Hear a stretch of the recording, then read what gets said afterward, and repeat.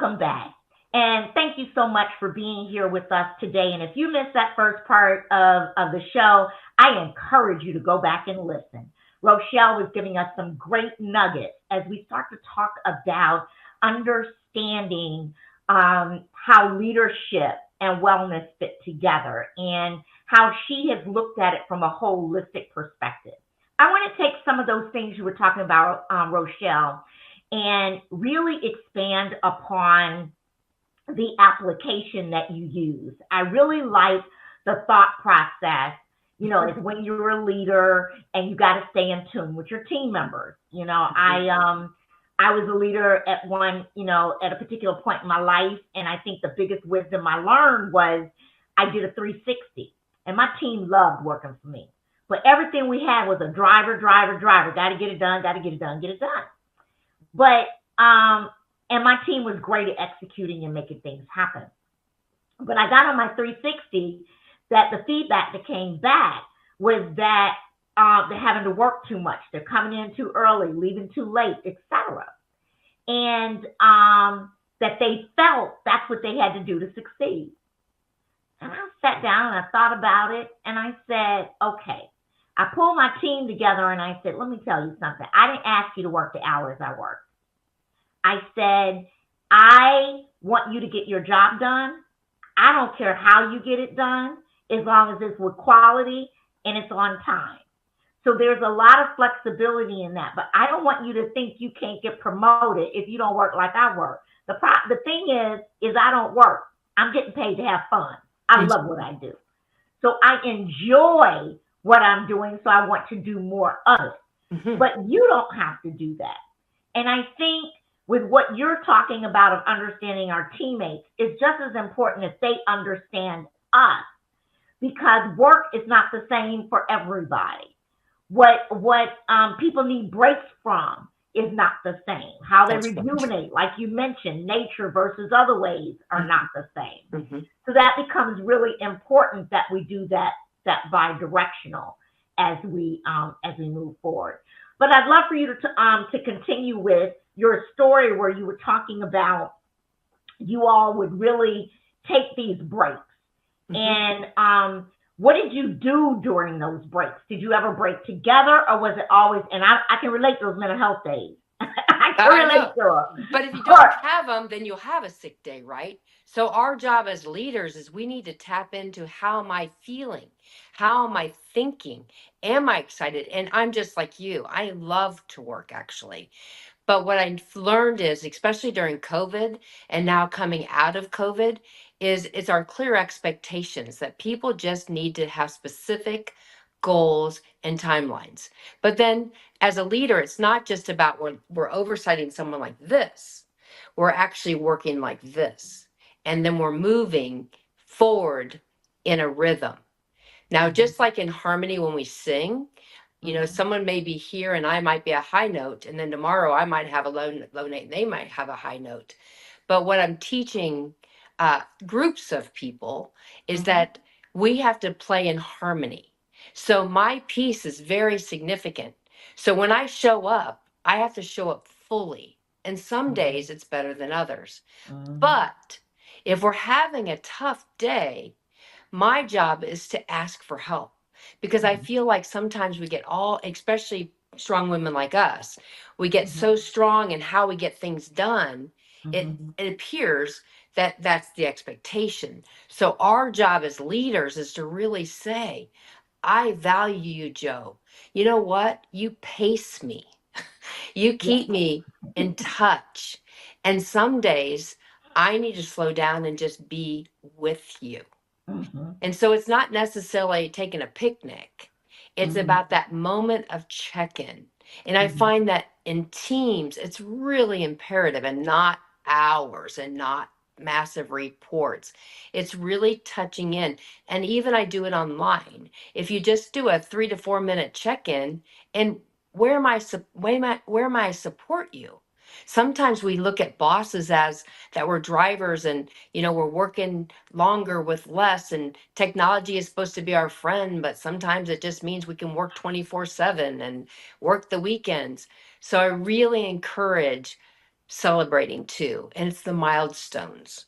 Because life, we have so many responsibilities now. But as a leader too, I think it's important that we know people's birthdays, that we know when their anniversary is for the work, because that's kind of like a new birth for us. Mm-hmm. And so I think it's really important that we have little celebrations.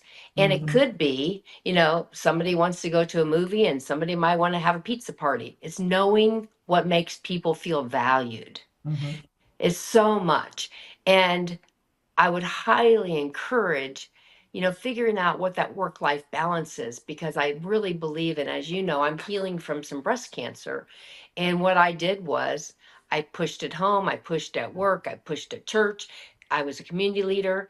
And when I look back at some of the choices I made, I wasn't leading my family well either, Mm-hmm. because my boys were really, really high achievers too. But sometimes we just need to be together and just be together.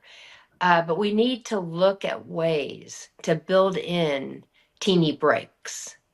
But very important, though, is to encourage people to truly, it's simple. It's not hard to be healthy, but we have to have a culture that lifts up. We need a culture of feedback, not criticism. Mm-hmm. We need loops that we can help each other to go spiral up.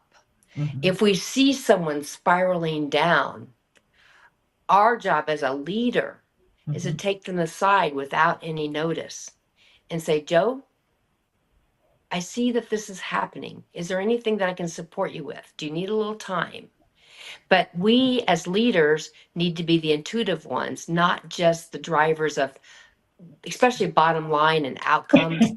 And I've always been the one that I've used the emotional component. Mm-hmm. And I'm like you, I love a team. Like we Mm-hmm. talked about yesterday, if there's a pie, I want to share it with lots of people. My Mm-hmm. piece is going to be delicious and it's going to be scrumptious, but it's so much more fun with the team. And for Mm-hmm. all you entrepreneurs that are out there that think doing it yourself and doing everything, you're not doing a service to yourself at all. First of all, my right hand person, my virtual assistant, has gifts that I don't ever desire to have. And so it's like when we start incorporating, first of all, it affirms us that we get to live our dream. Doing the spreadsheet for accounting was never my dream. And, there's so many things, but we have to But realize. that what you're bringing up right now, and as we think and we talk about entrepreneurship, what's critical is that you know where your strengths are, Hmm. and you know what you want to do and what you're good at. Outsource the things you don't, Right. right? And a lot of times in entrepreneurship, when you first start, we start as the CEO, the chief of everything officer, right? Amen. And we know Yes. we got to do it all because we don't have the money there. We're not able to do it. We're not. And what I encourage a lot of people to do is do some bartering with another entrepreneur. This is your, Valley. You love to do financials. And so you do that for me and I'm going to do X for you. And then we're not exchanging money. We're exchanging value and I'm a 100% exchanging. barter. Yes, I love Yeah, that. and exchanging of value can be worth so much more than any dollars and cents. Because as you're exchanging value, the upside is you can get testimonials. You can get people to back up what you're doing. They actually experience you. They're more apt to do referrals for you and to be able to talk about it.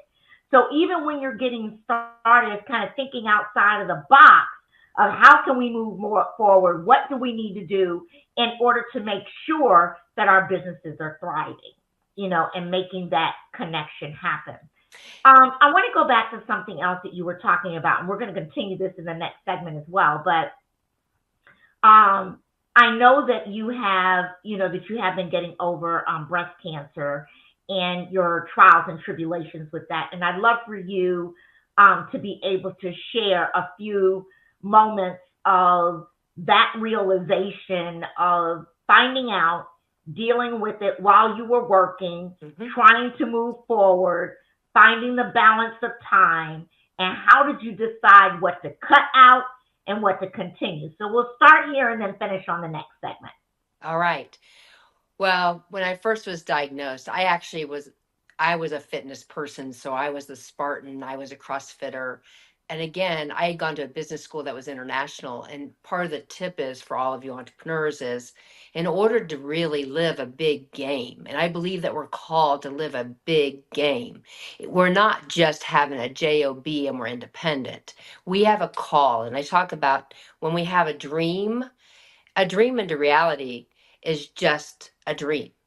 What we are called in this moment, I believe, with this world, things that are going on, is to create the greatest you that you can be, and you live the best life. And I really was just to a point where I had one marriage for 21 years that was very abusive and one for 13. I did better, got to 13. Didn't win the prize because I was a little girl and my knees were worn out from praying because I just knew they're going to see how great I am. That didn't work out so well for me.